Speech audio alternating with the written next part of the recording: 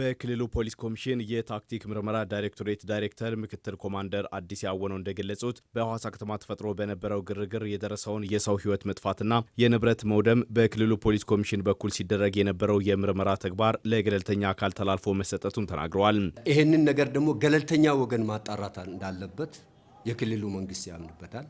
አምኖ የክልሉ መንግስት የክልሉ ፖሊስ ኮሚሽንም አምኖበት ከፍትህ ቢሮ ጋር ከክልሉ መስተዳድር ጋር በመነጋገር ገለልተኛ አካል ከፌደራል ጠቅላይ አቃቤ ሕግና ከፌደራል ፖሊስ ምርመራ ቡድን መጥቶ ከዛሬ ጀምሮ እንዲረከብ አድርገናል።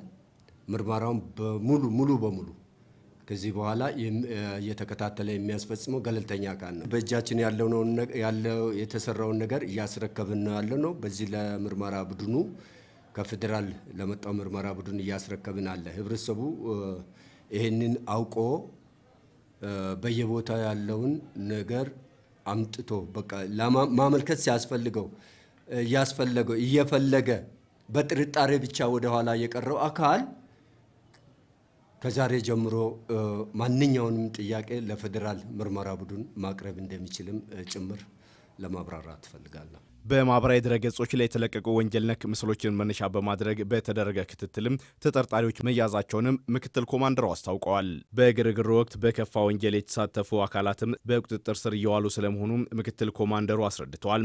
ድረገጽ ላይ የተለቀቁ ነገሮች በማየት ህዝቡ ኢሪቴትድ የሆነ ወደ ረብሻ እንዲገባ ያደረገው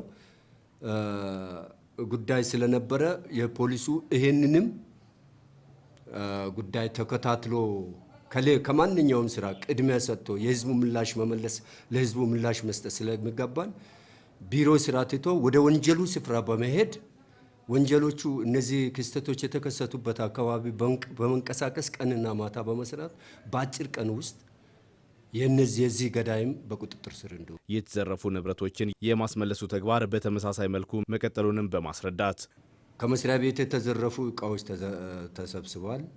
ከመኖሪያ ቤቶች የተዘረፉ እቃዎች ተሰብስበዋል። ከንግድ ማዕከላት የተዘረፉ እቃዎች አሁን በመመለስ ላይ ነው ያለው።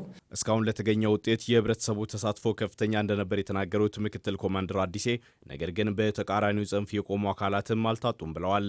የህብረተሰቡ ተሳትፎ ከፍተኛ ነው። በተለይ በእነዚህ አሁን በተያዙት ሰዎች ጉዳይ አካባቢን በመጠቆም ያሉበትን አካባቢ እንደዚህ ነው፣ በዚህ አይነት ሁኔታ ነው የሚንቀሳቀሱ የሚሉ አካላት አጋር ኃይሎቻችን አሉ ያሰማረንበት፣ ሰላም ወዳዱ ማለት ነው። እነዚህ ህብረተሰቡ እየተባበረ ያለበት ሁኔታ አለ። እንደዛ ስንል ደግሞ ነገሮች እንዳይወጡ የሚፈልግም አካል አለ። በሁለቱ ጎኑ ነው የምናየው።